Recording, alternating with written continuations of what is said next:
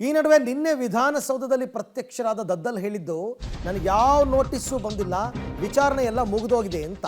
ಆದರೆ ಈಗ ಬರ್ತಾ ಇರೋ ಮಾಹಿತಿ ಪ್ರಕಾರ ನಿಗಮದ ಅಧ್ಯಕ್ಷ ದದ್ದಲ್ಗೆ ಇಡಿ ನೋಟಿಸ್ ಕೊಟ್ಟಿದೆ. ಇವತ್ತು ಬೆಳಗ್ಗೆ 11 ಗಂಟೆಗೆ ವಿಚಾರಣೆಗೆ ಹಾಜರಾಗೋದಕ್ಕೆ ನೋಟಿಸ್ ಕೊಟ್ಟಿದ್ದಾರೆ. ಶಾಂತಿನಗರದಲ್ಲಿ ಇರ್ತಕ್ಕಂಥ ಇಡಿ ಕಚೇರಿಗೆ ಬರಬೇಕು ಅಂತ ನೋಟಿಸ್. ಬಂಧನದ ಭೀತಿಯನ್ನು ಎದುರಿಸ್ತಾ ಇದ್ದಾರೆ ದದ್ದಲ್.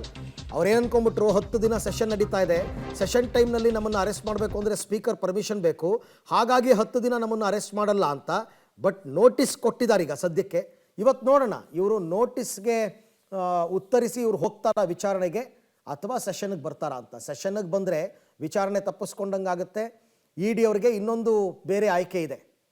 ಅಥವಾ ನೇರವಾಗಿ ಇವರೇನಾದರೂ ತನಿಖೆಗೆ ಹೋದರೆ, ಅಂದರೆ ಅಲ್ಲಿ ವಿಚಾರಣೆಗೆ ಹಾಜರಾದರೆ ಮುಂದೆ ಇಡಿ ಅವರು ಅವ್ರನ್ನ ಬಂಧಿಸ್ತಾರಾ ಇಲ್ವಾ ಅಂತಕ್ಕಂಥದ್ದು ಗೊತ್ತಾಗುತ್ತೆ. ಸೊ ಏನೇ ಆದರೂ ಈ ವಾಲ್ಮೀಕಿ ಅಭಿವೃದ್ಧಿ ನಿಗಮದ ಭ್ರಷ್ಟಾಚಾರ ಪ್ರಕರಣದಲ್ಲಿ ತಮ್ಮ ಬಂಧನ ಆಗುತ್ತೆ ಅಂತಕ್ಕಂಥ ಅಳುಕು ಸಂಕಷ್ಟ ದದ್ದಲ್ಗೆ ಇದ್ದೇ ಇದೆ. ಹೀಗಾಗಿ ಅಧಿವೇಶನದ ಶೆಲ್ಟರ್ ಪಡೆಯೋದಕ್ಕೆ ದದ್ದಲ್ ಕಸರತ್ತು ಮಾಡಿದ್ದಾರೆ. ನಾನು ಹೇಳಿದ್ನಲ್ಲ ಅದೇ.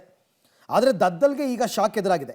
ಅಧಿವೇಶನ ನಡೀತಿರಬೇಕಾದ್ರೇ ಇಡಿ ಸ್ಪೀಕರ್ ಅನುಮತಿ ಅಗತ್ಯ ಇಲ್ಲ, ಅವರ ಗಮನಕ್ಕೆ ತಂದರಷ್ಟೇ ಸಾಕು ಅರೆಸ್ಟ್ ಮಾಡಿದ್ರೆ. ಈ ಮಾಹಿತಿ ಸಿಕ್ಕಿದೆ ಅವರಿಗೆ, ದದ್ದಲ್ಗೆ. ಇದನ್ನು ತಿಳಿದು ಈಗ ದದ್ದಲ್ ಮತ್ತಷ್ಟು ಆತಂಕಕ್ಕೆ ಒಳಗಾಗಿದ್ದಾರೆ ಅಂತ ಹೇಳಲಾಗ್ತಾ ಇದೆ. ಅಧಿವೇಶನದ ನೆಪದಲ್ಲಿ ಅರೆಸ್ಟ್ ಆಗಲ್ಲ ಅನ್ನೋ ನಿರೀಕ್ಷೆಯಲ್ಲಿದ್ದ ದದ್ದಲ್ಗೆ ಇದೀಗ ಬಂಧನದ ಭೀತಿ ಮತ್ತಷ್ಟು ಜೋರಾಗಿದೆ. ಎದೆ ಬಡಿತ ಕೂಡ ಹೆಚ್ಚಾಗಿದೆ. ಅಧಿವೇಶನದ ಸಂದರ್ಭದಲ್ಲಿ ಬಂಧನ ಭೀತಿಯಿಂದ ಪಾರಾಗಬಹುದು ಅಂತ ಅಂದ್ಕೊಂಡಿದ್ದ ದದ್ದಲ್ಗೆ ಯಾವ ನೆರವು ಸಿಗೋದು ಈಗ ಅನುಮಾನ ಅಂತ ಹೇಳ್ತಾ ಇದ್ದಾರೆ.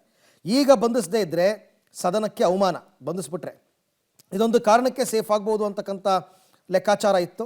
ಬಟ್ ನೋಡೋಣ, ಅದು ಆಗಬಹುದು. ಬಂಧನ ಒಂದು ವೇಳೆ ವಿಚಾರಣೆಗೆ ಹಾಜರಾದರೆ ಬಂಧನ ಮಾಡ್ಬೋದು.